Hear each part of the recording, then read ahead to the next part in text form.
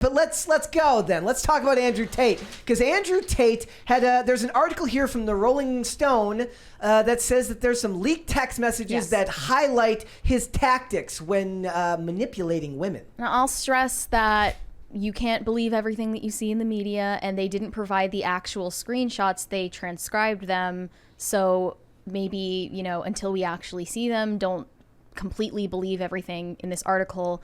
But there have already been so many fishy details to the Andrew Tate story, and the Tucker interview didn't help at all. There's a Candace Owens interview with Andrew Tate that's coming soon. I wish it had come out already, but I want to show you guys the trailer for it, just because Candace Owens, compared to the other Daily Wire hosts, seems to be most favorable to Andrew Tate. Maybe that's why he took that appearance. Yeah. So wait, did she go out to see him then? I'm not sure. He can't leave his house. He's still on house arrest. I guess so. Yeah. Well, let's watch this clip then real quick. Here we go.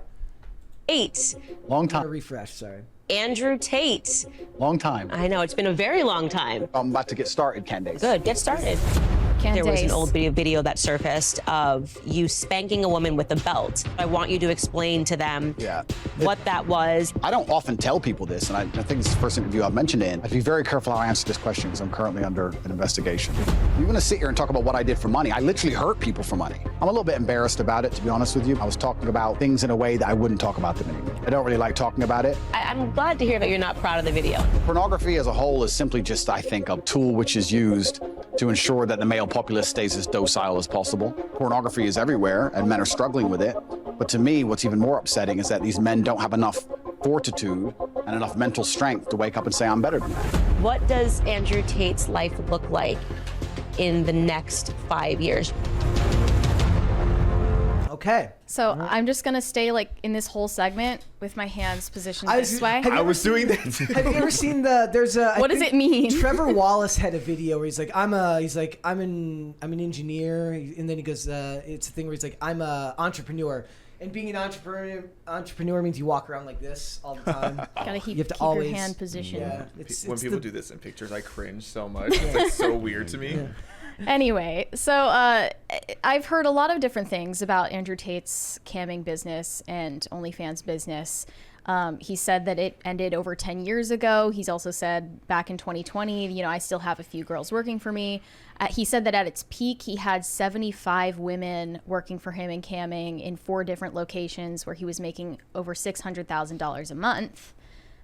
So it's interesting to me that in this Candace interview, he appears to condemn porn when he's clearly built a huge portion of his wealth, if not the majority of it, off of porn, when he believes that it's so destructive to men, and now he's branded himself as a leader for masculinity. So let's just get into the actual content of these messages. It's from a Telegram chat with members of what he called the War Room. These are from June 2021, and these are members who pay to be in a private messaging chat with Andrew Tate. I don't know how much they were paying or if it was really worth anything, but I guess this is teaching them how to build this type of camming business the way that Andrew Tate did. So he says that the virtue he looks for in these females is, give me an average moron with no skills who's blind loyal. I judge basically all females by loyalty. If they're loyal and they won't leave, in the end, they'll do everything you want. It doesn't sound like the most healthy arrangement for a romantic relationship or a relationship with your boss, to be honest, especially if those things are mixed. But yeah, he refers to these women as targets and assets that he uses to coerce into camming. One quote from the messages says, Ibiza asset has agreed to do OnlyFans, PhD write-up forthcoming. When he says PhD, he's talking about the Pimpin' Hose degree. This was his program that he had on his website, Cobra Tate, which is now... Thank you! Hold, please.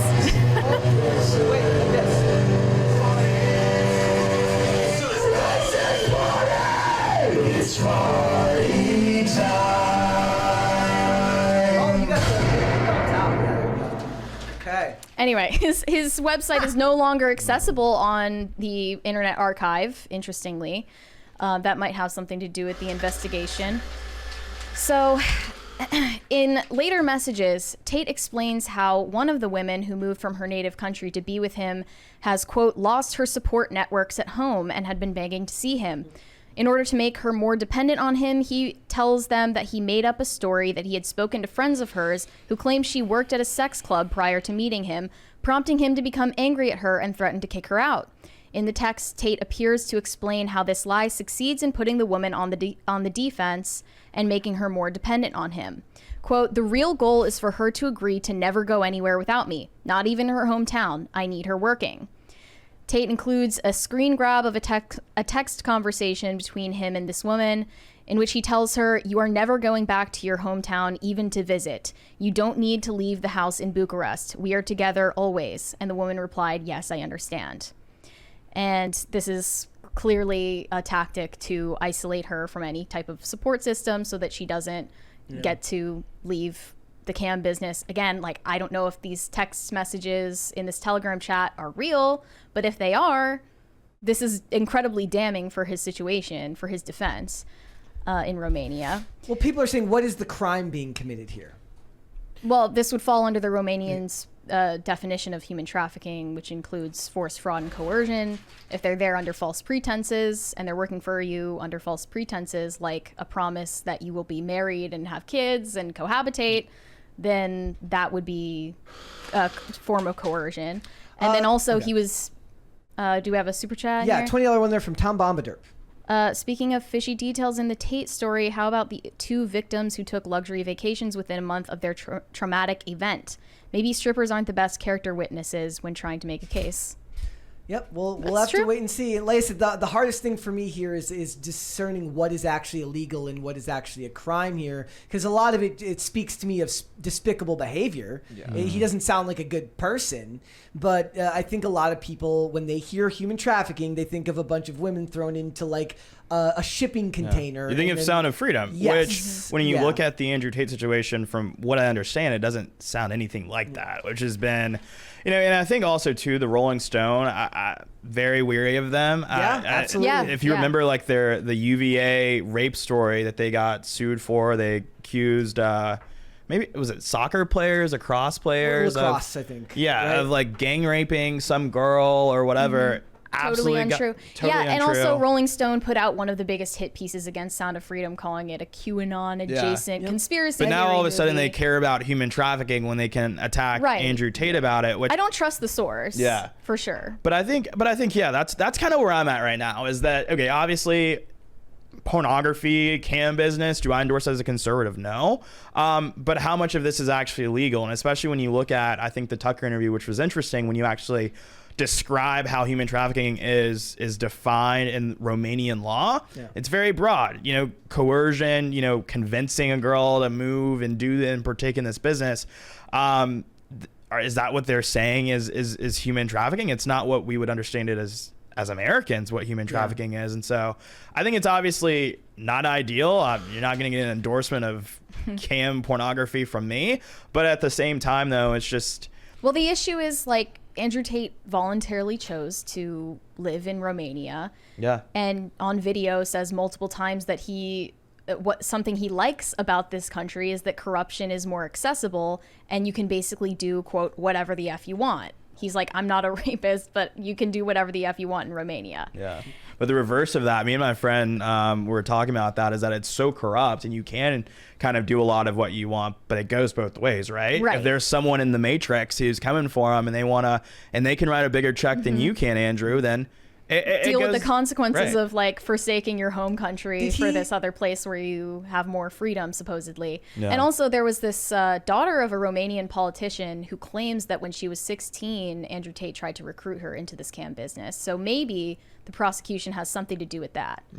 I don't know, but I do wonder also if some of the backlash that he's getting in Romania is because of his comments. Like, he has made Romania seem like this safe haven for criminals, and maybe they're starting to see more crime and similar types of behaviors happening. In a certain way, it's true, because Romania has the highest rate of human trafficking per million people in the EU. It's true that they have a high crime rate, and trafficking is more common there than the rest of Europe. But is that because and I'm genuinely asking this, is that because their rules on it are so lax? Because what I'm seeing here just seems like a profound level of narcissism. It seems disgusting. It seems immoral. But from my perspective of what human trafficking is, that's not what this seems like. So is their rate so high because they're so loose on how they define it?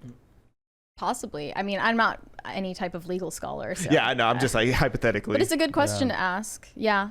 But I mean, maybe they're doing this for political reasons. Like, I mean, maybe geopolitical reasons. They have interests in seeming like they're more hard on crime now. And this is mostly, this is money that was stolen from cam sites. This is not. Well, the reality is this was a cam site business, and then it evolved as the internet evolved into a business where the women had TikTok accounts, which were linked to OnlyFans accounts. So when he says, oh, they're accusing me of stealing TikTok money, that's not actually true. It was linked to OnlyFans accounts, which is where the real money was being made. And that's the kind of omission of truth that I really don't respect. And also that Tucker really had a duty to press him on in that interview, and he didn't. Yeah. So anyway, he solicited feedback from members of the war room and asked them what they would do to convince their partner to do sex work for them. Quote, I would try a good cop, bad cop ruse, writes one. Act deeply hurt by her refusal, flip it on her, and get her to start feeling guilty or cry. And Tate says he'll be making the play tonight to get this woman to cam. Quote, since she moved to Bucharest, she's been fed, but nothing else. She's broke and she can't go home. She can't leave the house. I sound almost evil, but I'm not. I'm a shepherd leading the sheep. She doesn't realize that following me makes life better for her. And he would tell these female partners, we're going to be traveling the world together. I'm working from my phone. We're a team. You're going to listen to me. And let her sit. And if she doesn't respond to this type of positive reinforcement, let her sit broke to think. If in a few days she still refuses, then it's a failed attempt. Kick her out. Okay, so that line is interesting, right? Because he says, if it doesn't work, kick her out. So wouldn't that basically mean that they're free to leave? Yeah. Did he do anything? Like, did he take their passports? Yeah. Did he remove any access? Remains to be seen. Yeah. Like, but I totally will concede that like these women made stupid decisions that got them into a horrible situation, a horribly traumatic situation that they shouldn't have been in if maybe they had better guidance or a better support system or just, you know, a stronger moral conviction against doing these things. Like absolutely. Like I would never end up in this situation. At a certain point, like a lot of people who are not evil are going to say, like, at what point is the woman's actions her own responsibility to say no, right? That's but kind of where I'm at. At the same time, too, Andrew Tate is this thought leader for a movement that, you know, men need to be strong. Ultimate accountability goes on men. They're the leaders, and that means you take the fall when something you do goes wrong. And I see a lot of people, you know, saying this, but then complaining about men having to do all the work. Well, in this case, it's ironic. Look, people are going to wonder why is it that Rolling Stone is okay with this type of human trafficking being targeted, but they're not okay with the human trafficking of children being targeted. At the very least, it seems like there's some type of socio-political agenda attached to it that makes you wonder. Like one of the strongest forms of censorship or like manipulation that a news article can do is decide what to cover and what not to cover. And by choosing to cover this in this way and that in that way, it says that they have an agenda there. So people are going to rightly have at least questions about it. But it's difficult in this situation because the left-wing media and the right-wing media both have sort of corrupted intentions with how they talk about Andrew Tate. It's so we need to get to the truth, but nobody is trying to get there. But I think it's telling how pompous these people are, though, is that in the same breath that they shit on Andrew Tate, they'll shit on the Sound of Freedom, and then they'll try to make you out to be some kook about human trafficking, and then they'll make it sound like Andrew Tate was running $1 billion enterprise, you know, with women in shipping containers, when if you read the story, that's not really the case here. And I think where you're at is kind of where I'm at here. I think that at a certain point, you have to like just go down the list, okay? Some of these girls, they got on a plane to Romania from the United States, from wherever they're from. And then they proceeded to, you know, enter this line of work or whatever. They knew they were broke. They knew they couldn't get a flight back or whatever else. And as he said here, he said if they didn't work out well, then he would kick her out. That's kind of like, that sounds like a lot of bad decisions. It sounds like a lot of bad decisions that woman made to get in that position.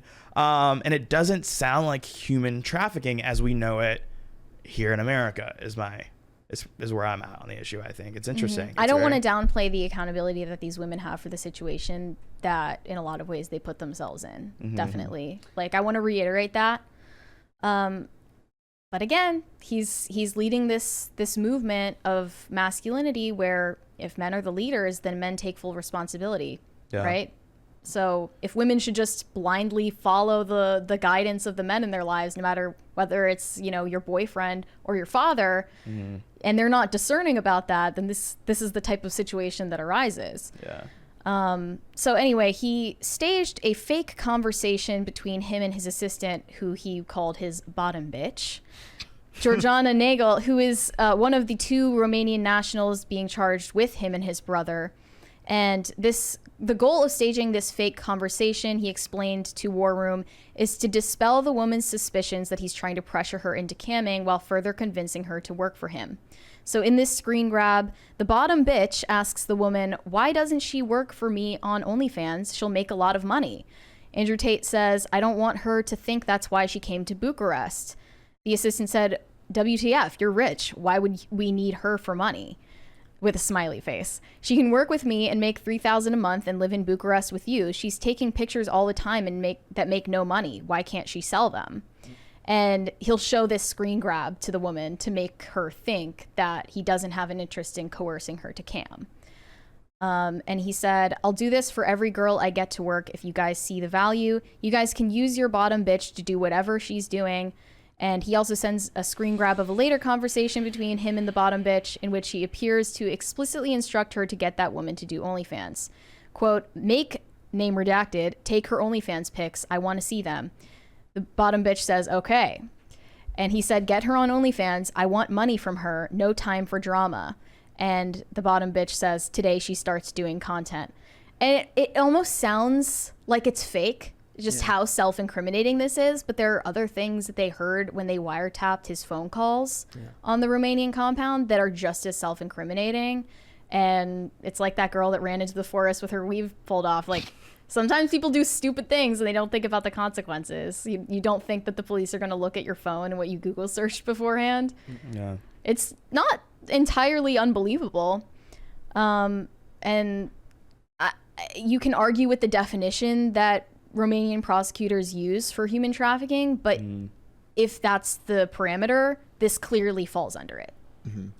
If somebody was held against their will, if the fraud claims also are compelling, that like he lied to them about the amount of money that was coming in, and then there's a claim there to be made about, you know, did he give them the amount of money that was owed to them based on whatever contract may or may not have been written up, if one was written up at all. But I think that for this story, it's going to be very hard to discern because nobody's going to trust any of the media outlets, and he's such an insanely polarizing figure that no matter who covers it, whatever side you are on, you're going to have an article written by some opposing journalist that you're automatically going to discount because you don't trust that news outlet. Like I said, nobody trusts Rolling Stone. Right.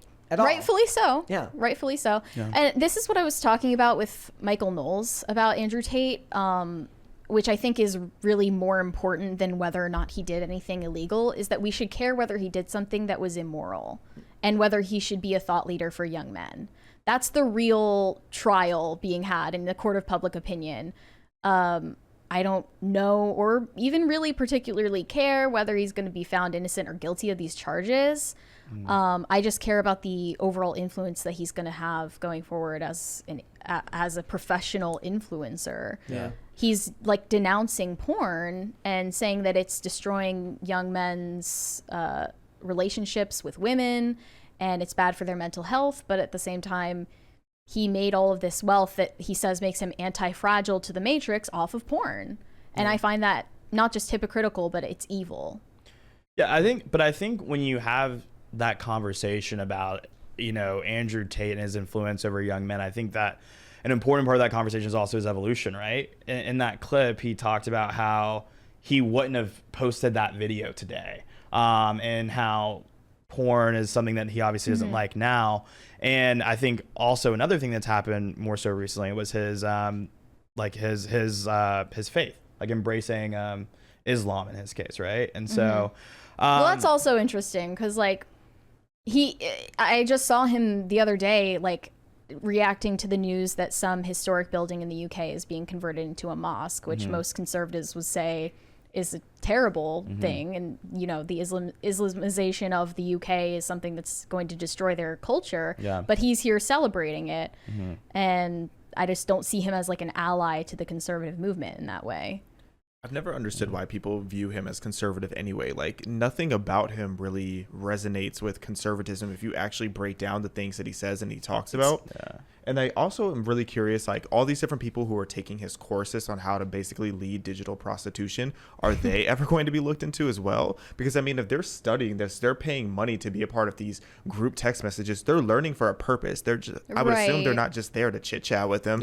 Like, what are they doing? Like, how deep does this operation go? Did any of them enact this plan? Someone personally? Hopefully not in Romania.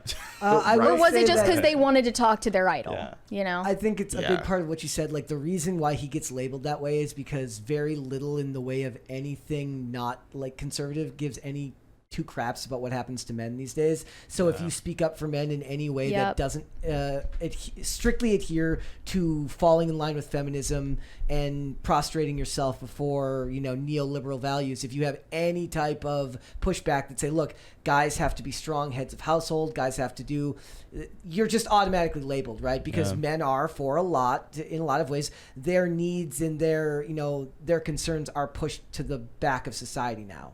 It's just not profitable. It's not something that people look at these days. So when you focus on that, you're automatically labeled that way.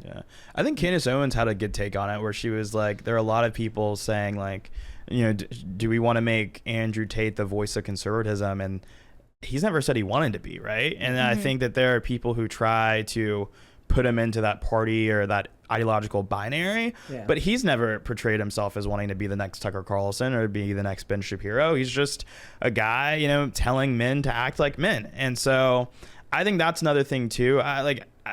Would I think that he should be a role model for conservatism? Absolutely not, based on the choices he's made and the lifestyle to an extent that he continues to live. But do I think in terms of masculinity, can he speak to that? Yeah, I think there are a lot of the things that he says in terms of men needing to be more like men, specifically young men, are pretty non-controversial and probably a net positive. But I think we just have this tendency also to just see everything through a political lens, where I don't think Andrew Tate is a political figure. Like they're searching for some kind of messianic figure. And it's like in Barbie. It's like there's so many people that watch the movie already and we're just like, I want to think politically about this movie. So they go watch the movie and they're already looking for something woke. They're already looking for something not woke. And so obviously it's going to be very political to you, but to a normal person, and I have, you know, friends who watched it who aren't political but are conservative just in general, and they're like, oh, I didn't have a problem with the movie. But I feel like if I probably watched the movie just because I do this every day, I'd probably be like, oh, this is kind of more woke than other people would maybe perceive it as. So thanks for watching. Listen to full episodes of Pop Culture Crisis on Spotify. Keep up with us on social media and make sure you subscribe and ring that bell so you never miss the show. Bye, guys.